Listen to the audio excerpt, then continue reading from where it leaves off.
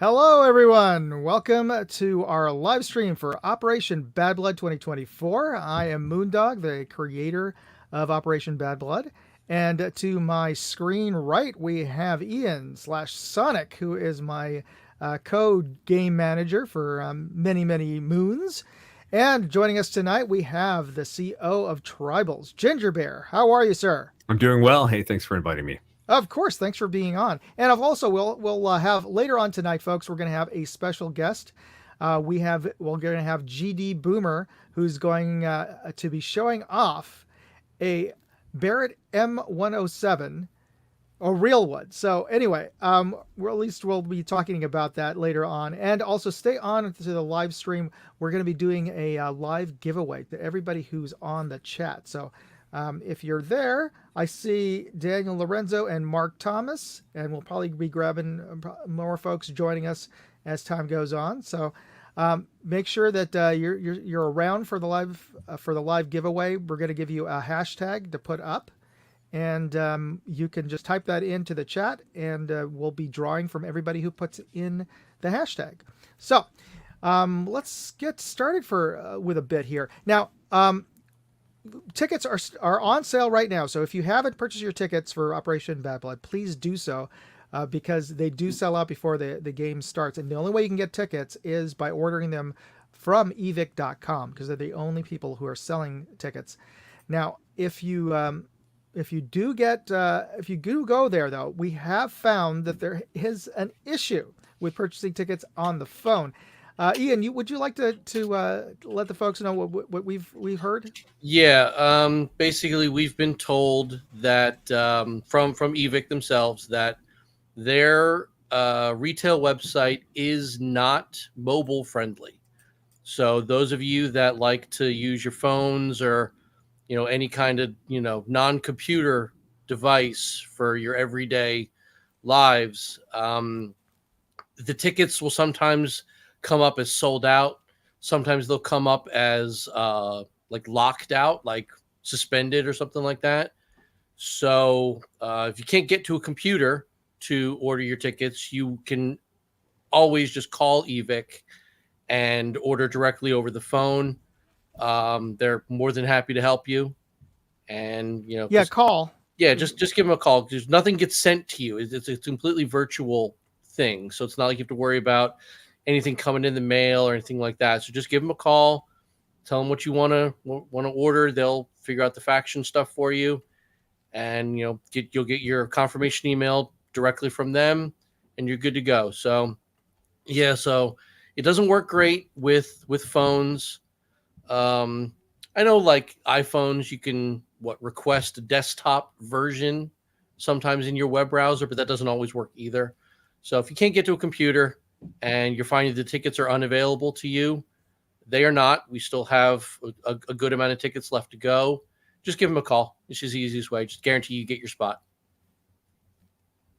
Okay, and I'm going to try to put the ticker on here with a link. Now this link that I'm going to put up right now, that is to evic.com, and that is going to specifically right now to the black shirts, which is perfectly fine. Just be mindful that when you do land on that page, you are landing on the black shirts page, because I have to send a link to one of the factions. So if you want to join one of the other factions, make sure that you are clicking on the appropriate icon on your page for the right faction. And actually, that's maybe a good lead in for another discussion that we were having, Ian, about camo. What's the most Ginger Bear, what you might be privy to seeing some of the comments that we have online. What's the most common question that we get asked on Facebook all the time? Oh, can I wear this? Can I wear this? All of that's going to be in the player packet. Actually, it breaks it down, gives you pictures, let you see exactly what it is that you're going to be wearing. Absolutely. Yeah, the problem is people get in their own heads. So, okay, I'm going to use Deus Ex for an example, because your multicam purists, they want everything uniform, right? So your plate carriers are going to be multicam, your helmets, your hats, whatever you're wearing, which is fine. There you go, perfect example. See, everybody, they look beautiful, wonderful. Everybody looks great. See this guy down here in the bottom right? He's wearing a green plate carrier. We don't care. It's the underlying uniform. As long as it matches what we specify in the player packet for your faction, you can wear any gear you want. Now, gear, this does not mean headgear, though. Hats, helmets, boonies, whatever, they need to match your faction color. So keep that in mind. So if you're a helmet guy and all you have is a black helmet and you're on green general greens, get a cover, get some duct tape, just make it look green, not as black. Yeah. One question I've been asked a couple times was, okay, I've got a black fast helmet. I'm on black shirts, but it's got tan rails. Okay, I don't care. Nothing you can do about the rails. That's how it came. That's how it came. But as long as your majority of your color, you're going to be fine. Yeah, absolutely. Yeah, there's a great example. We got black shirts here wearing tan and green. That's fine because they're wearing black uniforms. That's all that matters.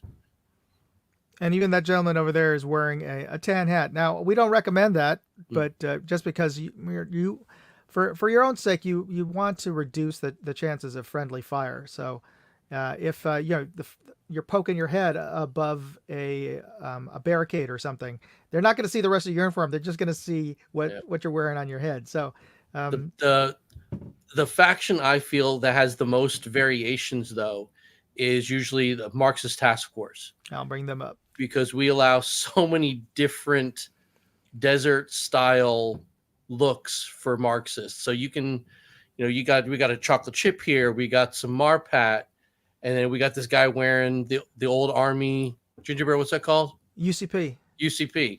Yes, it's bluish. Yes, it's greenish, but it's a desert camo, so it falls under Marxist Task Force.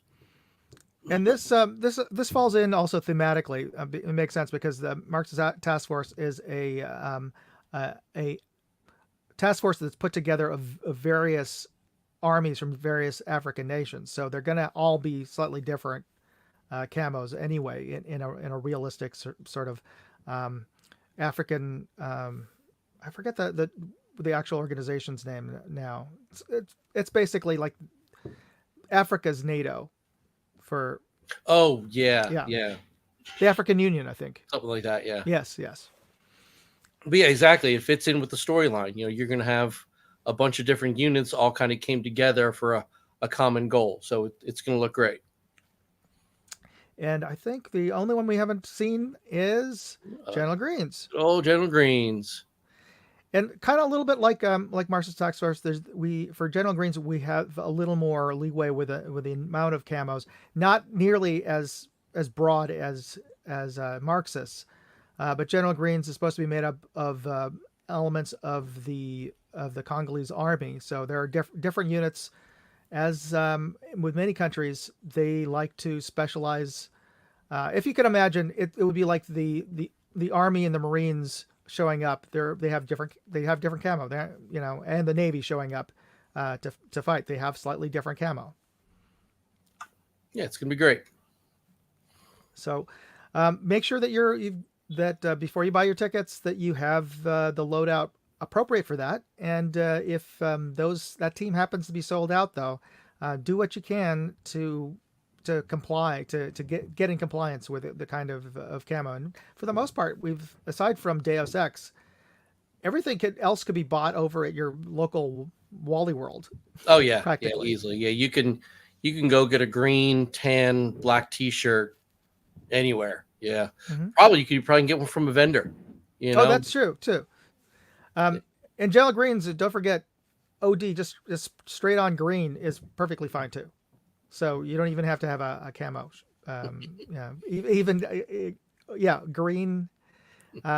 Green cargo pants, of course. And then there's let's not forget Ginger Bears on the tribals, and they have a whole different uniform requirement on. You guys get to wear tribals. Civilian clothes. It's mostly plaid shirts or Hawaiian shirts. So get your island shirts out. The brighter, the better. The more ridiculous, the better. The only issue is you can't have yellow, red, or orange, and those are referee colors. So our pinks, our blues, our purples, our greens.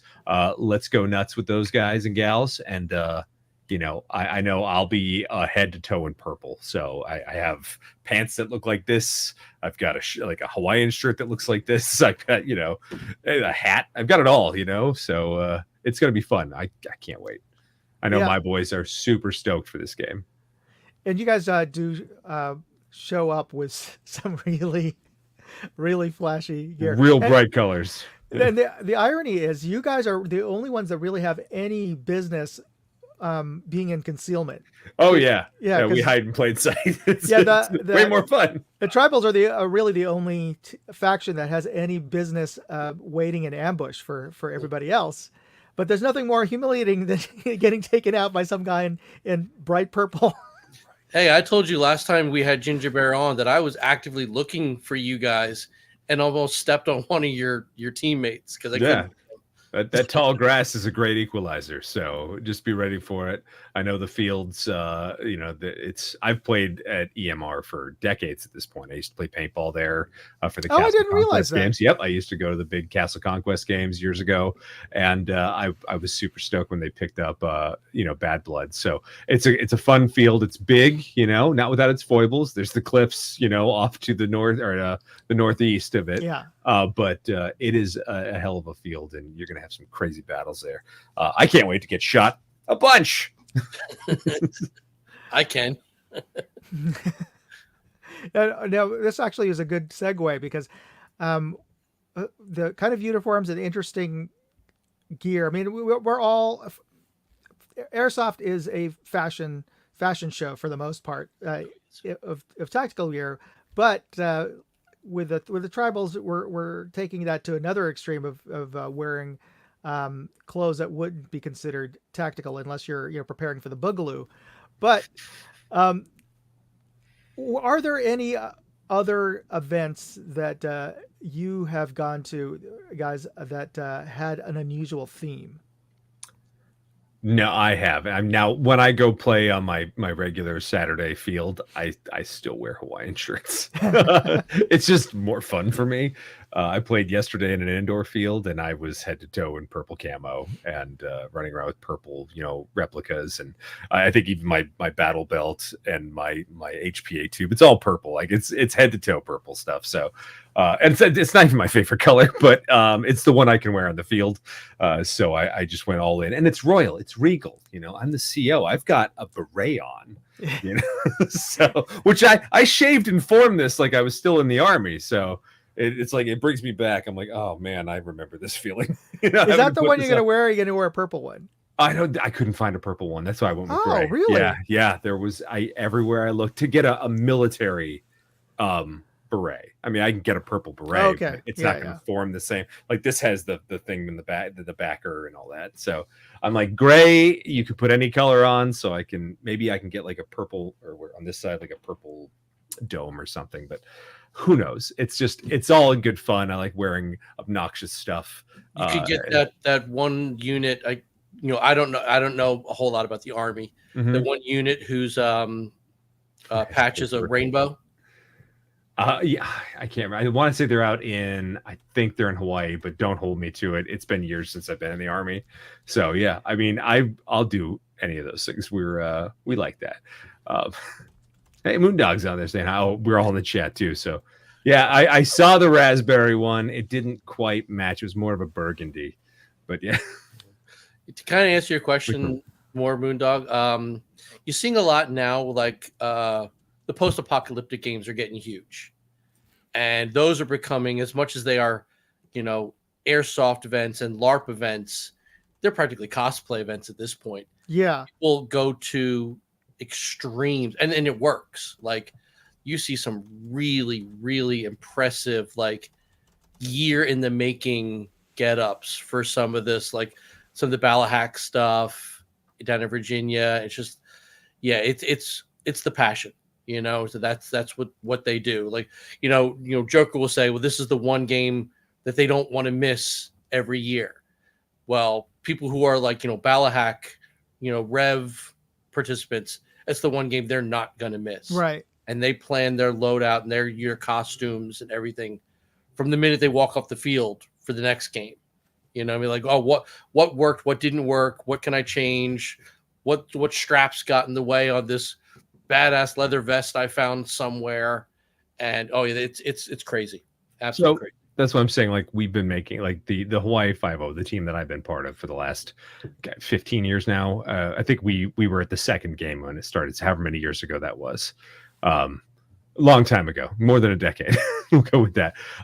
We've been there, this will be our 10th or 11th time playing, at least the core, like 3 of us that started.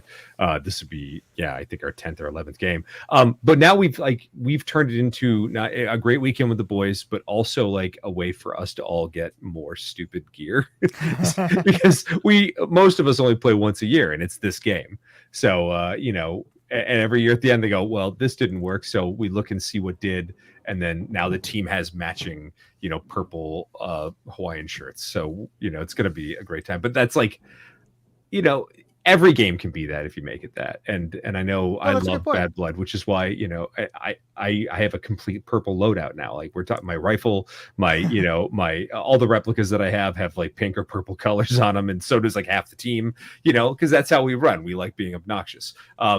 But that's the thing is like I see better and better loadouts every year from every team, and I mean some incredible replicas, and some stuff that looks, I'm like, wow, that reminds me of when I was in Afghanistan circa 20 years ago, so it's really cool to see that. And so it doesn't have to just be those cool cosplay events.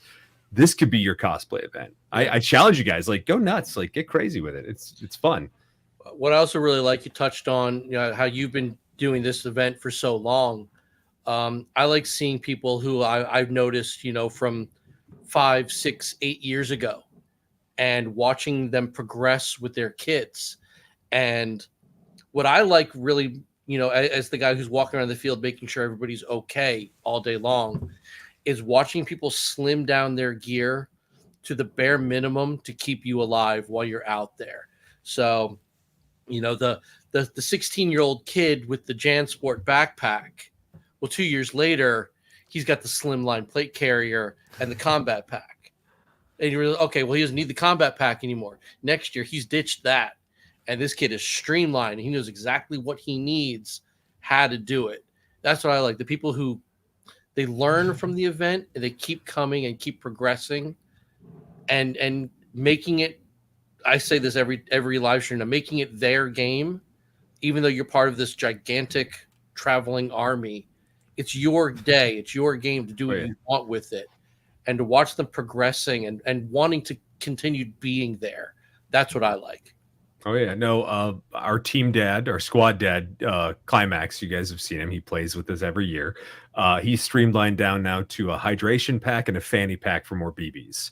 It just throws everything in a big drum mag, So that's his loadout. Very streamlined. He gets it all into one fanny pack? Yeah, but it's a a bottle of like 2,000 BBs. His drum mag holds 1,500, and he's got a battery all day, and he's got water for all day. That's his thing. So some people go really streamlined. Like I'll have a big backpack, I'll have several radios, I'll have HPA and a Polar Star and all that. But like other folks are going to be running around with literally a pistol or a pump action shotgun, and they have just as much fun as anybody else.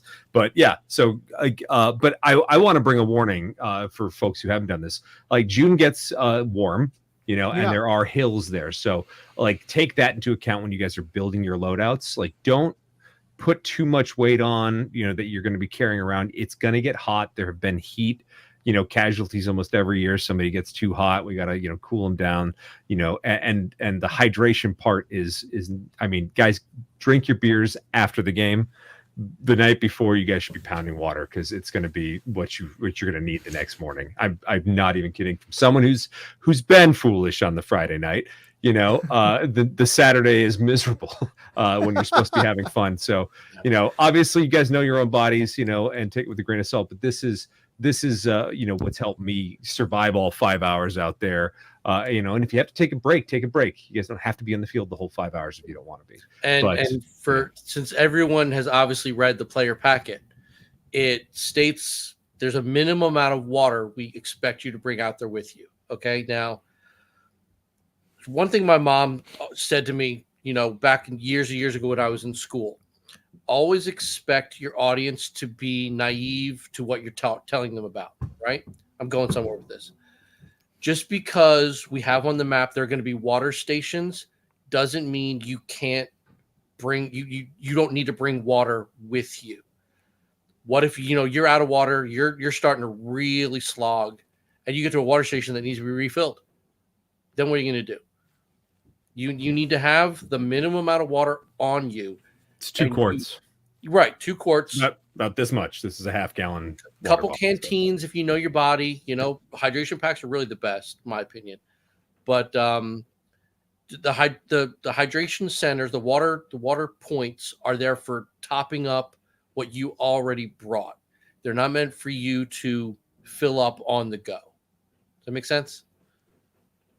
Plus, from a totally, for totally another reason, I would rather bring my own water than. And I'm not saying anything bad about EMR or Tim, but anytime I go somewhere that has a fill-up jug, I always wonder what's it going to taste like. Sure. Yeah. So.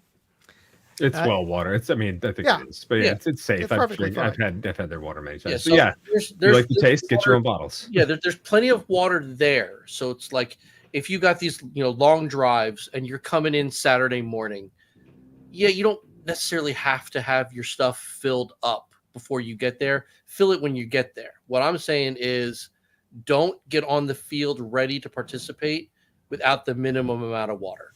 Don't expect to be able to go to the first water station and fill up your backpack. No, you can't do that. You're not safe to yourself or the people around you, because now they got to worry about you. Is this kid going to drop down in the next 30 minutes? Because I watched him in the parking lot pounding Monster. Now he's got no water. No. Yeah. Yeah, and it's not just you. I mean, if you get pulled out because of a heat injury, heat exhaustion, or whatever, and that's a bad day for you, but also for anybody else that came with you, your friends and buddies, because they're worried about you, and heaven forbid you were the ride. So yeah. That happened a couple years ago. Kid actually, I don't know if you remember, got ambulanced out to a hospital. Well, he was the ride home. Oh, I didn't realize that. I was just saying it. Oh, I feel terrible for that guy and for his friends. But yeah, we don't want to see that. Honestly, I mean, we laugh about it now, but we don't want to see that. I'd rather not have to tell these stories. So, because we're just going to make fun of you, tongue in cheek, but at the same time, you're also, this is going to sound, you're taking a game away from other people now. Right. So, because we got to stop everything we're doing. We got to treat you because you didn't follow a very simple, just bring some water, Gatorade, whatever. Just, not carbonated stuff, water, electrolytes, even put some salt in some water. I don't care. Oh yeah. But just, just be smart and make sure you can hack the whole game, And as Ginger Bear said earlier, try to streamline and try to avoid layering. I know and we also get questions out there aside from what camo they're wearing. There's always folks asking about can they wear ghillie suits, and technically you can, but we don't recommend it for just this reason we're discussing, is that you get really hot under your uniform and your ghillie suit. So yeah, I strongly discourage anybody from bringing in a ghillie suit. Yeah, if I might interject another thing, because I'm saying some people might be their first time. Like those are important. Obviously, water. Another big thing that happens in northern Pennsylvania is ticks. Make sure you have your bug spray. They are rampant out there. And then afterward, obviously do tick checks with your friends. But make sure that you spray yourself. Get the stuff that's like 10-20% DEET. I know it's disgusting and it probably is going to give us all cancer, but it'll keep the ticks off you, and that'll keep Lyme's disease off you. So I am a permethrin man through and through, however you want to pronounce it. Mm-hmm. The stuff that you spray it on like a couple weeks beforehand, and it lasts like 6 washes. I put that in all my Vietnam gear, and I'm like the one guy on my squad who doesn't get ticks. Yeah. Now, how do you just now you Ginger Bear, you wear the Aloha shirt, so those are short sleeve. Do you usually run I usually run sleeves? I usually run a performance shirt underneath it, so I have like an Under Armour shirt, again bright purple, but I have one of those and I use that. most of my players will run like a long sleeve Under Armour shirt. If it gets too warm, we'll take that off. We've played with bare arms before. Your only thing you really got to worry about, besides ticks, is like scratching yourself on a tree. But yeah, I mean, it's like just as much as like hiking or running around, but you're not going to be paying attention as much to your surroundings when your buddies are shooting at you. So, be within limit or within reason. Don't get too like if I see kids there in black hoodies, like I know that hoodie's coming off in 10 minutes. Oh, yeah. I know it's going to offer you a little bit of protection from getting hit with a BB. I would rather take that sting from a BB than again be a heat exhaustion. Having to get IV fluid when you're knocked out because you don't have any. I've been there. I've been dehydrated to the point where you need IVs, and it's not fun. So dress smart, but also keep the bugs off you, because Lyme's disease is no joke. Wool socks. Yeah, good. That's a real good thing. I know they keep you warm, but they also wick sweat away. They're great. But I mean, everything's there in the player packet too. If you're worried about something, and if you have any questions, you guys can always drop it here while we're on, or you can just drop it into the chat in the Bad Blood, main Facebook page. You'll get an answer from Ian probably within 5 to 10 minutes. But somebody will answer your question. If you have questions or you want recommendations, throw it out there. A lot of players are always on there, and they'd be willing to give you their feedback about what worked for them and what was comfortable for them while you're running around out in the woods getting shot at by hundreds of friends. Yeah. Now I think I'm trying to see if I could. Yeah. Can you put that comment on? Because that's a great one. Let me see if I can highlight this. Okay, so one. that's the Facebook group. Can you get Mark Thomas's comment? Oh, let me see there. Yes. Okay. Ginger Bear touched on a very good point, since he's been to EMR probably more than all of us. It's flat, but it's not flat. It's very hilly, and it's very varied terrain, and depending on what the weather is like, it could be very wet. It's going to be very overgrown. You might not see everything where you're going. Boots. Yeah, just hiking boots, combat boots, whatever. Just if this is you're not accustomed to combat boots, start breaking them in now. Wear them wherever you go. But get used to them. But you really are going to need that ankle protection and a little bit of tread, just in case, because you're going to be climbing over rocks. You're going to be climbing over downed logs and all kinds of stuff. You're going to want some really good ankle support there, and since you're going to be wearing the wool socks, when you step in a gigantic puddle that you didn't see about, you're going to get wet. So what? Your feet are still not going to get all tore up, because that's what wool is good for. And just prepare. Like Ginger Bear keeps saying, it's in the player packet, the recommendeds, the requireds. Just be smart, know your body, but Hey, Ian, we got the inevitable pyro question that came in. Oh, yeah. We can't answer that question because we don't know. We don't know what the vendors are going to be bringing. Timmy reached out to me directly because he saw it was being asked in a couple different groups. Commercial, and I say commercial means has to be bought from a real company. Pyro hand grenades are permitted. You can use EG67s if you can get your hands on them. You can use any Taggin products that have made it to the U.S. Don't try and smuggle them in from Canada. But yeah, if you can get your hands on them, you want to use them, that is fine. No aerial projectiles are permitted. Marking rounds, explosive rounds. Explosive rounds are gone, but no aerial projectiles. Launchers that shoot shower shells or probably foam rockets, but I can verify that will be fine. But nothing with a pyro explosion to propel it is going to be allowed. But and there is no homemade pyro stuff. There, and without the additional caveat that depending on the field conditions the week before, if it's too dry or whatever, the EMR won't make that call.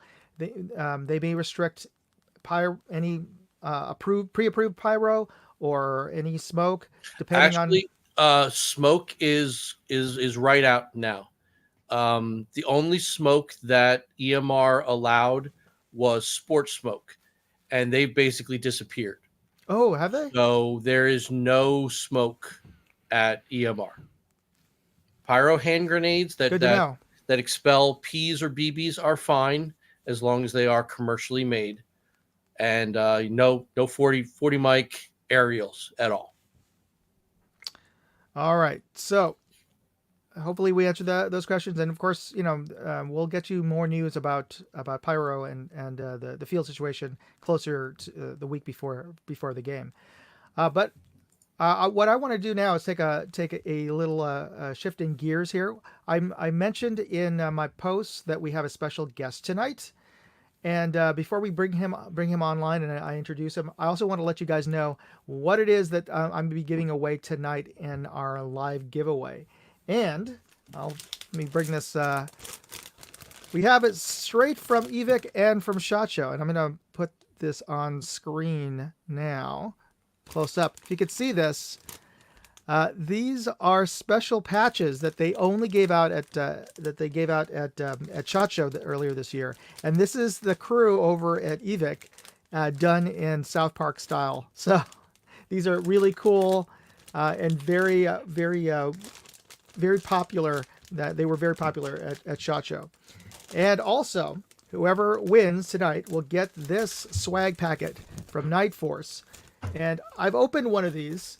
They've got a selection of stickers. Some of them, these are like puffy, and they're not just regular stickers. These are puffy Night Force stickers, as well as clear ones. I can't really see that. They're white on white is what on here, but you can put it on your window of your vehicle, and also a bumper sticker. So you'll get that, so that you could pretend that you have that you're rocking $4,000 optics, or that you have one at home. So I'll be giving that out tonight. So I will be posting up a hashtag, and let's see here. Let's do. I'll post up. You know what? I'll put this up after we have our guest online. I'll list up what the hashtag is, and all you have to do is type the hashtag in, and then you'll be entered into the automatic drawing, and then we'll put it up after we have our guest online. But what I wanted to do now is introduce our guest. He's GD Boomer, or at least his name's Mark, but he runs the GD Boomer channel on YouTube.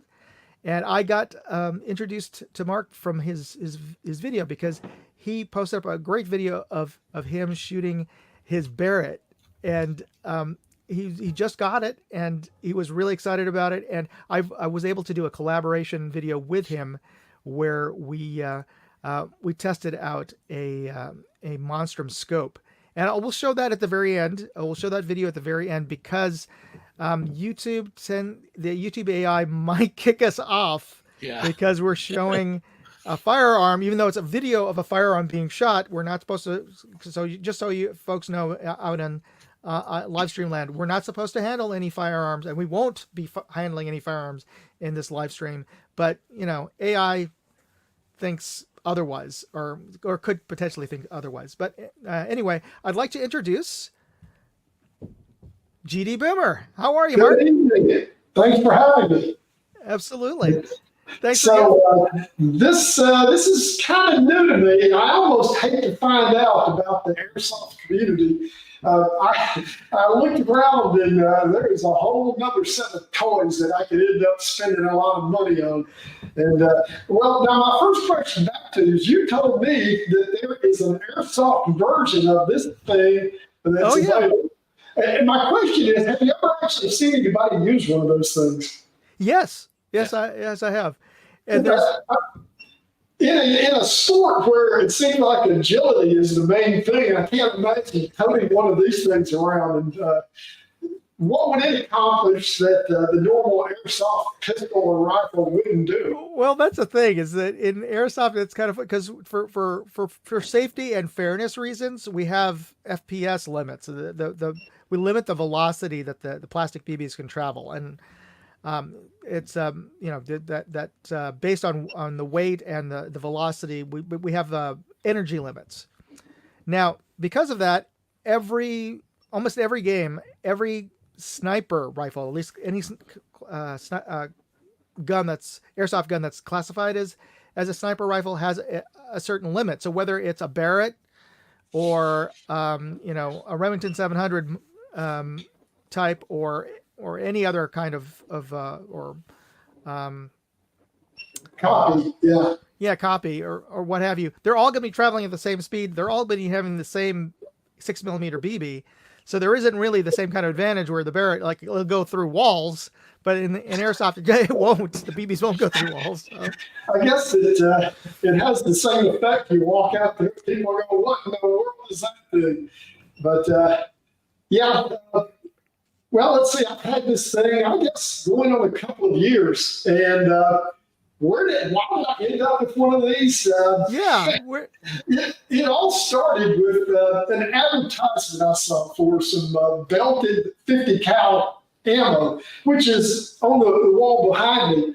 I ended up making a display, as you can see, out of it, and with no intention of getting the rifle. And you just bought the ammo just for the decoration and stuff in my gun room.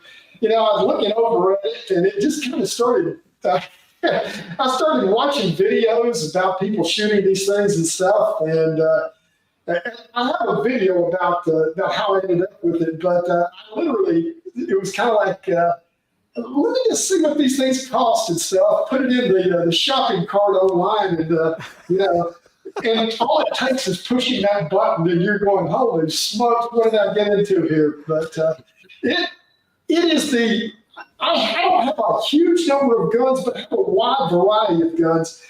And this thing stands head and shoulders above all the others. In fact, one of the effects that I've seen is that I haven't had an urge to really get any more guns since I got this, because you go out with this thing, and when I go back and I shoot the others, they're a lot of fun, but it's a whole different ballgame. And it's good. I haven't had any second thoughts about having gotten it. And it is quite an investment, but it's good to be on the wall. I mean, not just in the rifle itself, but I mean, you've added. Then you have to get a beefy bipod to put onto it, and an appropriate optic. But how much does it cost per round right now? It's all over the place, so to speak. I can still get some rounds for about $4 a piece. Which honestly, when you look at a lot of other high caliber rifles, it's really not much more, if any more, than a lot of the others. You can also spend $10 to $50, for these things that I forget what they call them. They're explosive, basically. Oh, and, okay.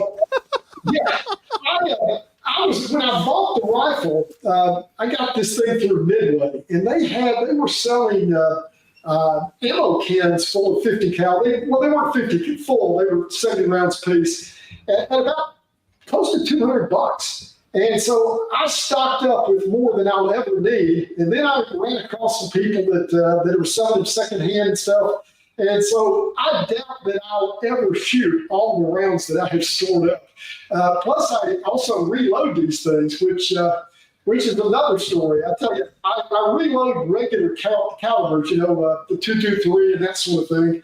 And the funny thing is, like, when you reload those, you have this powder, your funnel that where the powder is. And you'll notice that the powder is going down when you load those regular calibers. But when you do one of these things, and I mean literally, you can see that level and just go whoa. And it's no surprise, because the pile of powder that you've got that goes inside one of these.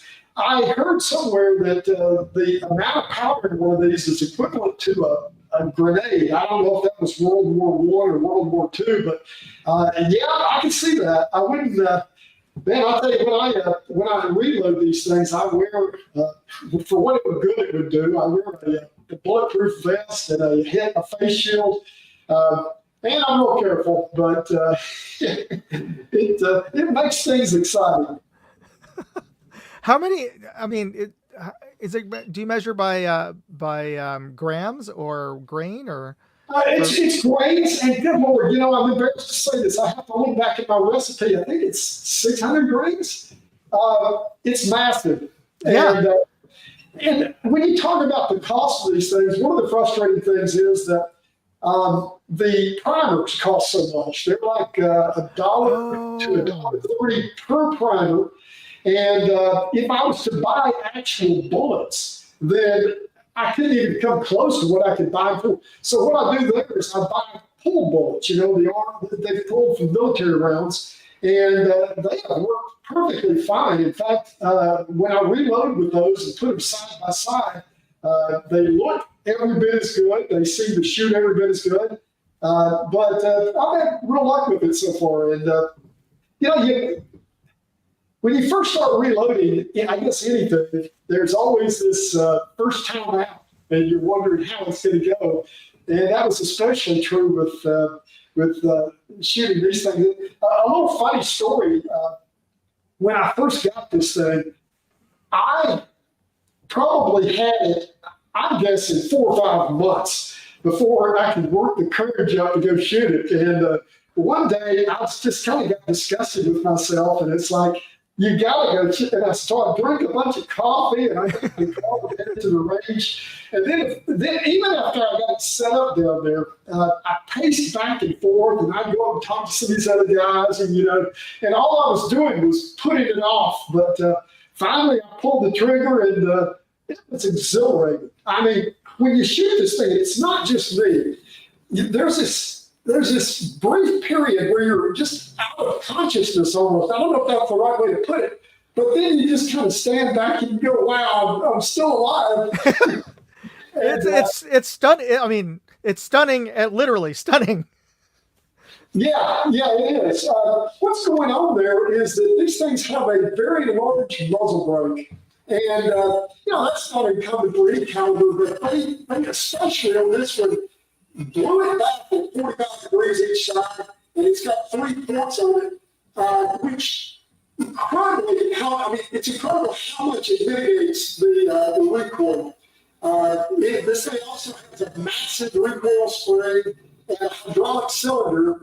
They all act together, but in all honesty, I think people think it's more recoil than it really is. They do mitigate so much, but the trade-off for that is that the blast coming out of that muzzle brake, it just, even with double hearing protection, I don't know if because I have my mouth open or something, but your ears ring. And it's just, it's just part of it. But it goes away after a few days. So, we watched we previewed the video that we're going to show at the end of the night that, you sent us. And the recoil there was pushing you back a good 6 inches.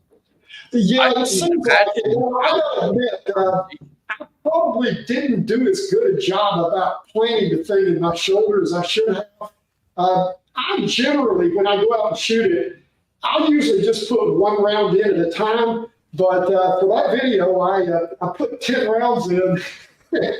And I woke up the next day, and it's kind of silly, embarrassing to admit, but I woke up and I was thinking, man, my side hurts. And it wasn't until later on as I put 2 and 2 together, and it's like, well, there's your reason, Anyway, I'm sorry, that was my fault, right? I'm sorry, what? That was my fault for goading you to do that. It's one of those things that I'll just say it was kind of stressful to go out and do the video and do the shooting, trying to make sure you obey all the range rules and everything. A lot to keep track of. But after it was over, all that combined, it was so exhilarating, just to have pulled it off as well as I did. Yeah, you did a great job. It's a question that Ian and I were talking about. I think Ian was asking how it's rare to even have ranges that will allow you to shoot anything that big and loud. Did you have any problems with your range? No, the largest caliber they allow is 50 caliber, and there's a lot of that. A lot of the Civil War rifles and Civil War. Oh yeah, and a lot of other guns. They may not have quite the charge behind them, may not have the bullet weights and stuff, but at the same time, they're still just as large around. Oh yeah. The limitation at our range is it's 300 yards, which I can't complain about. It's a really nice range. I need to get out and try this thing out at some of these long range things. I saw a video recently about some guys shooting this thing out at like 3 miles or something. And man, they had that thing arched up at like 45 degrees, and it would travel for around, as if I remember this right, like 35 seconds from the time it was fired till it hit. And it's funny, it's a group of guys, and they shot all day long, and they hit the target one time, and they were perfectly happy. I mean, at 3 miles, how do you adjust for that? And I think that when you take wind into account, moisture and everything else, to some extent, there's a bit of luck involved as to whether you're going to hit something out that far. But it was pretty funny because they spent their whole day out there to get that one shot. Now I got some questions for you from the folks here. Let's start with the first one. Let's see. I can't read that. Can you? Okay. Yeah. So actually, it's not so much a question, but of a comment. Was Mark Thomas, who realized that a few years ago the only primers he could find. I'm guessing it was during the lockdowns, the scamdemic lockdowns. Is that the only primers he could find were 50 BMG? So I hope. Yeah, very interesting. And then it kind of reversed to where I literally called CCI and. I think that's the manufacturer of primers. But anyway, I called whoever it was, and I said, are these guys still selling these things? Because, I was a little bit concerned. He goes, yeah, we are. It's just the supply chain. And I kind of have, between the rounds that I've got that are already loaded, and I have a couple of 100 primers. And so I really haven't looked recently, but when I have, it's kind of discouraging. I mean, to pay $100 and you only get 100 primers. But the other side of that, though, is that when I go out and shoot this thing, I really don't shoot that many rounds. I shoot maybe 10 or 15 rounds, and I'm perfectly happy with that. It's all I need. What's kind of funny is that one of the things that's the most fun about it is not just owning it or shooting it myself, but everybody loves to come up, and I've had guys say that it's on their bucket list to shoot one of these things. And but the funny thing is that usually when I let somebody shoot it, I say, "You want to shoot it again?" They're like, "No, I'm good." And so I think that same feeling is why that when I go in, I don't shoot that many rounds either. So at any rate, when you think about cost of ownership, if there is such a thing, I'm not sure in the end that it really costs that much more to shoot this than it does a lot of other rifles.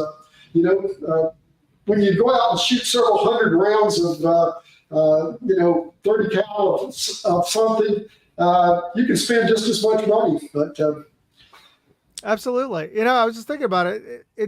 I've only shot a Barrett once over at SHOT Show this year, and I agree with you. It was far less recoil than I was expecting. If anything, it was maybe akin to like shooting a 12 gauge slug with a light hunting rifle. I think that's a good comparison. Yeah. But I know plenty of folks who, you had them a shotgun for the first time and you had them shoot a slug. They don't want to shoot it again. It's like, no, that's understandable. I'm good, as they would say. Yeah. I mean, I'll stick to birdshot myself. So, yeah. I don't know. I really, you always, I felt kind of silly getting this thing, but I'm glad I did. And like I say, it has kind of stopped me from. I've turned my attention to buying video equipment these days. Well, yeah, so it's a good trade-off. So, yeah, with the airsoft, you could end up filling up a room with that stuff, just like, and not to mention the fashions that you all were talking about. Well, take a look at it. Sometimes the airsoft version is almost as expensive as the real thing, depending on what it is. I mean, certainly you can buy a cheap AR now for like three and a half, less than $400, which, some higher end airsoft guns are get to that range anyway. Yeah, easily. Yeah. Here's products. I'm amazed at what you can. Well, going back to those monstrum scopes that we tested on this thing, how in the world can they make that thing for $200? I know. As nicely as they do, ship it, pay a commission to whoever's selling it, all this. I just don't understand how it works, but there's a lot of products out there, and I'm sure airsoft is full of similar things that you get incredible guns and rifles and whatever for not all that much. So I heard a quote the other day. The difference between medium level and premium, you pay a lot extra, but you only get a little extra. Because all these things have to function. You can't really have a gun that's dangerous. Well, you kind of touched on it when you first came in. We're saying, yes, airsoft versions of the Barrett exist, and you're asking, well, what kind of advantage are they getting from it? None, like we said. But when you were in the green room, you could probably hear us talking. Airsoft is a bit of a fashion show, so everybody wants to fill a specific, we call them loadouts. I know it's an old term, but like they want to fit a specific look of something they're trying to achieve. Everybody's replicas are all in an even playing field, but they want to look a specific way, and that character they're trying to portray or that unit member they're trying to portray, well, that's what he would have been issued, so that's what they want. You know what I mean? I do, and I tell you what, the big difference in what I'm seeing with airsoft and just playing with guns as a hobby is that where you get out and you really take part in the thing. It's easy to be in a match where you run behind barrels and shoot and stuff like that, but when you got somebody that's running from you, it takes it up a whole different level. Honestly, I wouldn't be surprised if this is something that I'd get off into. The truth is you only have so much time, and you can easily get too many toys to play with. That's a problem I think all of us would like to have. Yeah. So anything else I can tell you about this thing? Yeah, well, we had a question up here from Link Chen. He actually wanted to know what scope you had on your Barrett right now. It's a Vortex Razor? 6, I believe. Shoot, I should know right off the head. At 36 power, and it's worked quite well. It's just interesting. Going back to this monster thing again, I've met a bunch of people at the range recently who are shooting these scopes that are only a few $100s. One day I wasn't shooting this, but one day I was out shooting some 223, and the guy next to me, he was quite proud of the fact that his scope only cost a couple $100, and man, he was making groups that were an inch at 100 yards, and there I was next to him with another expensive scope, not even coming close to what he was doing. So it goes back to it's scope fashion, I guess you could say. Yeah. So in the end, I'd sort of tell people like I get a chance to review some scopes that are like Monstrum that are under $200, and occasionally I'll get a chance to hold on to a scope that's like $1,000 or $2,000. But in the end, can you hit the target? And if yes. If you can do it with a $200 scope, then buy the $200 scope. Most of the I wish I could use it, the equipment I have as an excuse, but having gotten this stuff, no, I don't have any excuses. It's purely me. Well, you do a good job. And, Well, and before you jump off, and actually we're towards the end of we usually just on for an hour, but before we jump off, I want to show the video of you shooting at the very end, just in case the YouTube AI decides that that's verboten. But what I wanted, if you wouldn't mind, what I want to do right now is do the giveaway. So what I'm going to do is offer everybody who's online an opportunity to win to win these EVIC patches and the Night Force swag bag from SHOT Show. And also, just a reminder, folks, that I do have another month-long giveaway. It's for a spotting scope. It's for an Athlon Talos spotting scope. Let me just get it out of the bag here. Now, this is actually my own, but this is exactly the same setup as OSS is giving away. So this company, Outdoor Sporting Solutions, they designed these lens caps for the Talos, because the Talos came with some silicone ones that weren't retained. So they just pop off. They're fairly secure, but if you've ever been on the field, if the lens cap isn't attached to your scope, you're going to lose it eventually, sooner or later. So he came up with these retained lens caps, which are great, but he wanted to get a prototype of this to make sure that the lens caps fit properly, and so he's giving away his own personal the prototype, or at least the scope that he was using for his prototypes. So he's giving that away and letting me choose who's going to get it. So go to moondogindustries.com, and I'll type it up, moondogindustries.com/contest, and enter the contest. And okay, let's see, can I get that on here? There we go. So enter the contest, and I'll be pulling the winner on, I believe, June 22nd. So just before our final live stream for Operation Bad Blood, the weekend before.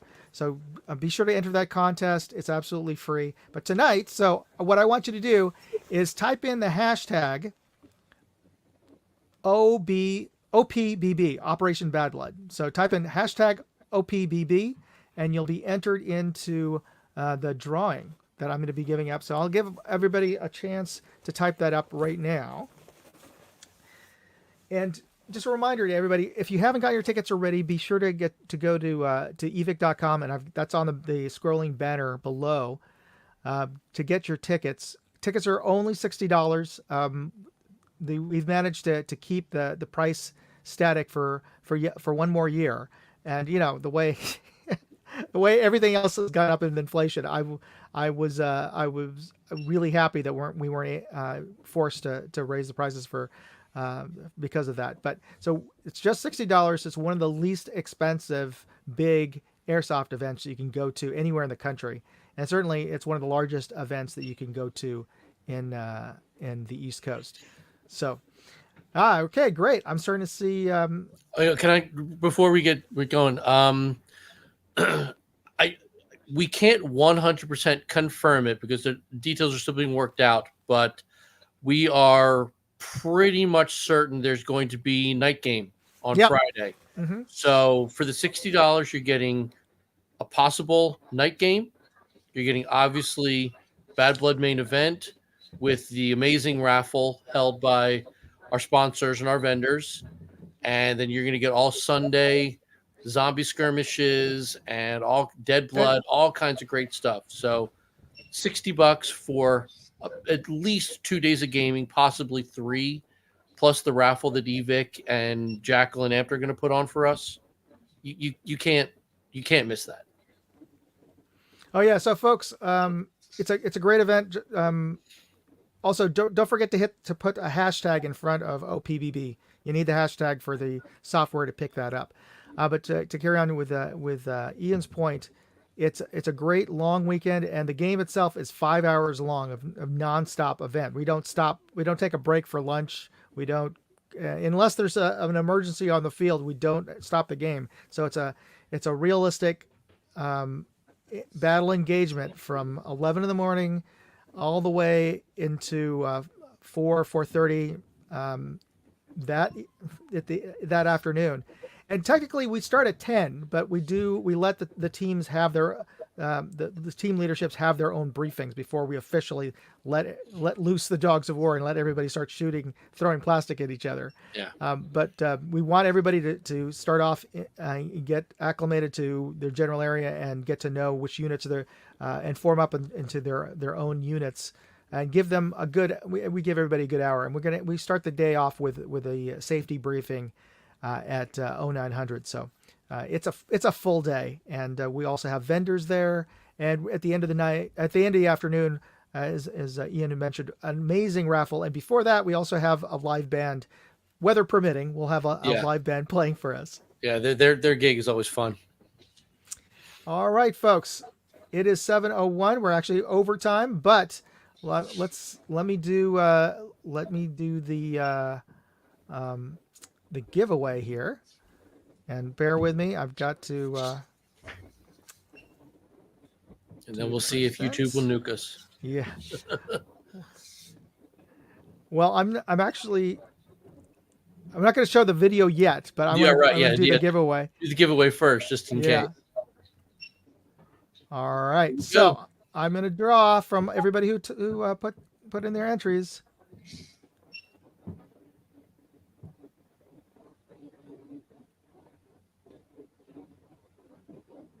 Okay, Daniel Lorenzo, you won. I'm glad you got that. Put that hashtag in. Outstanding. All right. So hopefully we'll see how things go. I want to thank everybody for being online tonight, and be sure to tune in next Sunday. We're going to have another live stream. And maybe if you folks liked Mark, if Mark has the time, he might join us again. If you have any more questions about his Barrett, or maybe some other cool, maybe we'll ask you to show off another cool gun in your collection. Or my anti-tank missile. Oh yes. You know what? I loaded that up. As long as we don't get kicked off by the algorithm, I'll play the anti-tank missile video immediately after the Barrett video. Again, so I imagine that might be safe, but you never know, do you? Yeah, you never know. Okay, folks. So be sure to tune in next week. I'll be doing another giveaway, and let's see, Daniel. I'll stay on. I'm going to try to let's see. I'm going to have to figure out a way to contact it. That's one thing I just didn't realize. Let's see if I can find him. Okay. So Daniel, can you post up your YouTube, or I'm sorry, your Facebook profile, and I don't want to have you put up your email address, but at least put up your Facebook profile, and Ian will try to get a hold of you, or put it in a chat if you can. I know. Can you do a private chat? No, I don't believe so. Folks, let's see. No, and that's one thing I forgot to ask. I know, Hillbilly, are you still there? Oh, I wanted to also put a shout out to American Hillbilly. We are borrowing his live stream tonight. He's been very gracious in allowing me to use his live stream. But if you guys haven't checked it out, Saturday nights, I'm often on his guest panel, but American Hillbillies there with Guns and Beer and Therapy on Saturday nights at 10 Eastern. So, Hillbilly, how do you usually get a hold of somebody? So either you or Ian, either one, want to put out a email address for Daniel to contact you is most usually the easiest way. Okay. Yeah. So let me put up, let's see. I can put something up,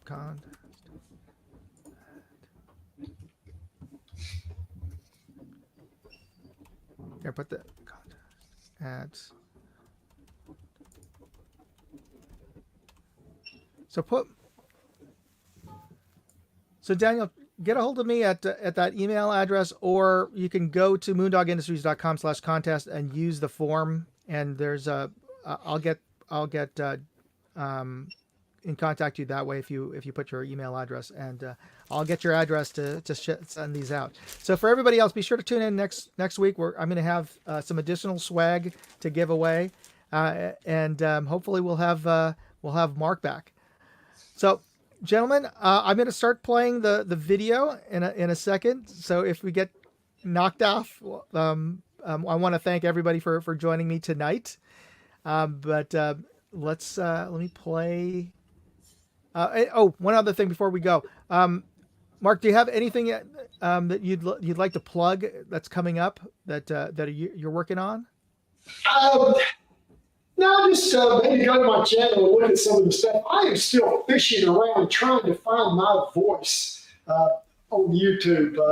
The last one I did was kind of a comical thing about the anti-tank missiles. And I honestly got more reception from that than anything I've done, which I haven't done a whole lot, but I don't know. I may go a little bit more that direction. It was a lot of fun to do it. So it was well done. Well, hopefully we'll be able to see it. Everybody else see it. But if you get kicked off, definitely go. YouTube hasn't given you an actual channel name yet, as far as like the hashtag, right? It's still. Let me actually post this up. Bear with me here, folks. Actually, I have to do a Google search here for your channel, and I'll post it up for everybody. Thank you. Any help is appreciated. I'm still finding my way through YouTube and stuff. Okay, so you're at Gray Hair Mark. Yes. All right. It's all a theme, isn't it? GD Boomer, Gray Hair Mark. Oh yeah, I guess that makes sense. Here we go. You gotta face the reality. There we go. So folks, there we go. It's youtube.com/@grayhairmark. All right, so let me load up the video here, and let's check out the Barrett, and then hopefully, if we don't get kicked off, the anti-tank rocket. Hi, I'm Mark, the GD Boomer. My friend Tom, he's the proprietor of Moondog Industries. He asked me if I could try out his Monstrum Panzer 6-power scope on my Barrett. I said, hey Tom, I'd be more than happy to destroy your scope.